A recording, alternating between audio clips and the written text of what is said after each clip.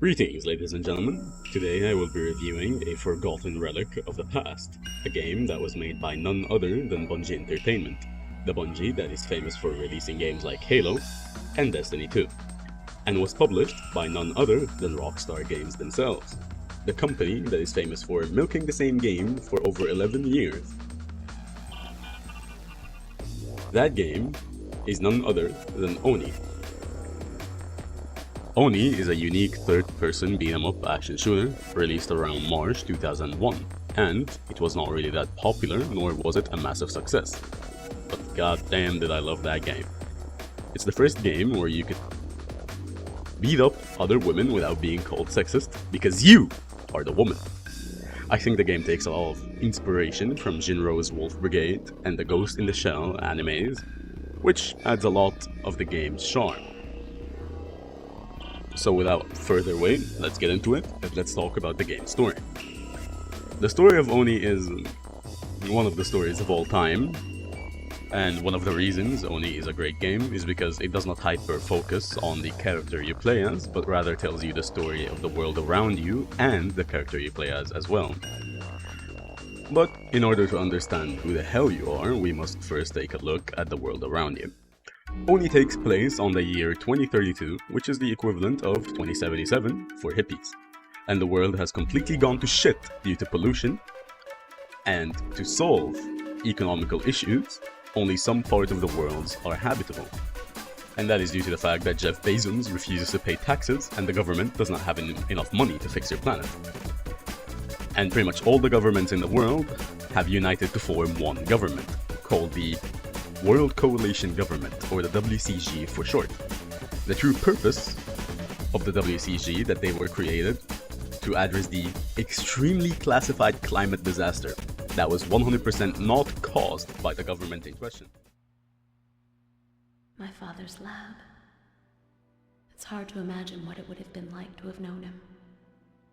Coming here is like walking with his ghost through the past we never shared.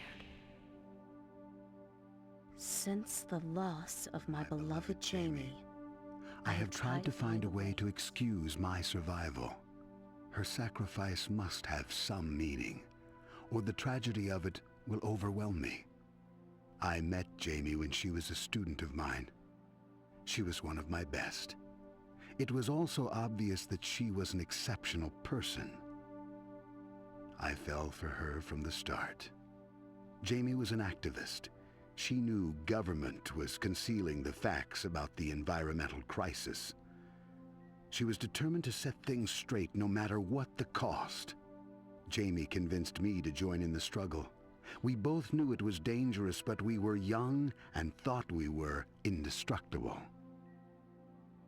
I miss her terribly. We never should have left the city, but we wanted proof of what was being allowed to happen. They called it a wilderness preserve. It was one of the contaminated zones. The dirty secrets that the government made it easy to ignore. We knew that traveling there would brand us as enemies of the state. We thought we were prepared to deal with the consequences of our choice. But what happened was more horrible than anything we could have ever imagined. On our way into the zone, Jamie cut her leg. The wound became infected almost immediately. I'd never seen anything like it. She was dying in my arms, and there was nothing I could do to save her. All I could do was ease her pain.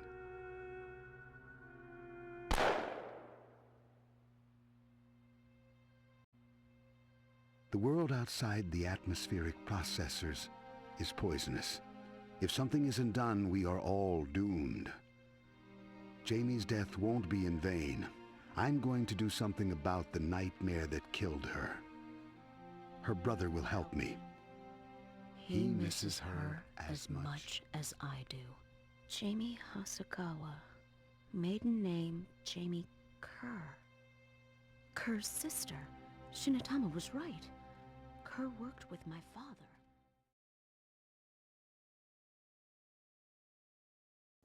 That made most of the Earth uninhabitable due to a mysterious biological contamination, which was simply known as the Biocrisis. Now, you'd think that all of this would be public already, since it's vague enough, but you'd be wrong. They lied even more by calling these uninhabitable areas wilderness preserves. These wilderness preserves are highly guarded by security, with a strict no-flying rule above these grounds. The guards of these areas are called the Technological Crimes Task Force, or the TCTF for short, which was made by the WSTG. Are you with me so far? Because the TCTF is not your average SWAT team, but they were also created as a research and development team that researches technology to contain the biocrisis, while using technology that makes the biocrisis even worse. Yep. Now, this brings the question, who are you in all of this? You are Konoko, a purple-haired woman that has very high military and infiltration training, and she also happens to be part of the TCTF, but she is mostly left in the dark about all the fucked up shit that they do. Your job is to investigate an evil organization with the most generic fucking name known to man. They are called the Syndicate. Terrible name aside, the Syndicate seems to be receiving illegal funding from other big corporations to develop illegal technology for usage by these companies. The leader of the Syndicate is a man named Muro, who also happens to be the only other character in the game with purple hair. Okay. Your guy in the chair is a pink-haired robot child, because Japan. That pink-haired robot child is known as an SLD. Her name is Shinatama. SLD stands for, quite literally, Sentient Robot Child. I know. Also, I forgot to mention that Konoko, the character you play as, has a superhuman symbiotic clone within her, called, and this is after many attempts of trying to pronounce it, Chrysalis. I hope I'm pronouncing this correctly. Which is pretty much the reason some of your attacks glow and you seem to have regenerative powers, and you can also take Plasma Blast to the face without having any facial armor. This is very, very, very, very vaguely mentioned, so I just thought I'd let you know, in case you didn't catch it. Other than that, one of the great things that Oni does a very good job at is that it loves to leave the player wondering, who are the good guys? Or the bad guys? Does the concept of good and bad even exist in the world of this game? Or is it that everyone is seeking shelter within their own wealth and technology? These are questions that can only be answered if you play the game, and it's the prime reason why the game is pretty damn good. Now let's talk about the gameplay. The gameplay of the game is fairly nice and simple, with some minor complex mechanics for the Yakuza players out there. You can pull off combos, super attacks, air attacks, and other forms of ninja bullshit. But it does not stop there. The game is also a shooter, providing a massive arsenal of weapons to the player to use when they find it on the ground. These range from your basic pistol to a fucking star launcher that targets anything alive, including yourself. There's also a bunch of fun weapons like a sniper rifle, an SMG, a plasma rifle, and if you're one of those guys, there's a taser that stuns enemies, so that you can snap their neck while they're stunned. Yeah, it's a 2001 game. I don't think there's such a thing as a pacifist ending. The game also have some elements of parkour and platforms, which I'm not really a big fan of, since the clunky 2001 camera controls. But when you get used to the camera, it's not really that annoying. I think to this day, the game is pretty damn fun. Even after replaying it for 1,000 times, I still find it enjoyable. And that is due to the fact the game gives you massive elements of replayability by unlocking cheats for you the moment you beat the game once, which makes every playthrough different and unique, due to the fact that by using cheats you can complete the game using generic NPC number 15. Or you can literally complete the game as the main antagonist of the story, which is Muro. Which can be pretty fun due to the fact that they don't use the same moveset as Konoko, but they all actually have their different types of movesets and super.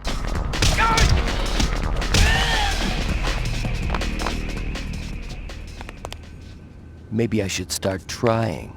Maybe I should start trying. Maybe I should start trying. Maybe I should start trying. Maybe I should start trying. Maybe I should start trying. I think it's pretty safe to assume that the story of Oni is quite confusing. The game is probably up there when it comes to confusing lore, right next to Metal Gear Solid and other games with very, very weird lore that has to be put together by reading the back of cereal boxes within the game. But even for a 2001 game, the game has a lot of elements, gameplay elements that affect the story. For example, there is a lot of choices you can make within the game that can affect the final boss of the game. And by choices, I mean you can make one choice, one singular choice, that does not even cross your mind unless you're fooling around, which is to either kill someone or to let them live. To avoid as much spoilers as possible, all I'm gonna tell you is that someone is bald. In conclusion, because I'm extremely biased, Oni is a cult classic video game with an insanely good soundtrack that has been playing in the background of this video this entire time. The game still holds up to this day if you don't mind the low poly graphics. I highly recommend you check it out. It's an old game, but you don't really need a guide to complete it. The game is fairly short, and it can be a bit difficult sometimes until you get used to it. Sadly, Bungie Entertainment does not care anymore for their child and would rather push more Halo games because that's what gets the money flowing. So to this day, Oni is currently abandonware, which means that there is no legit legal way to obtain the game unless you check out abandonware websites, the legality of which can be a bit shaky. But if you have a PS2, you can grab a copy of the game off of eBay, because the game released on PS2 as well. Hopefully, more content to come, so stay tuned. And next up, I'll probably be reviewing Redline, since you've probably never heard of that game before.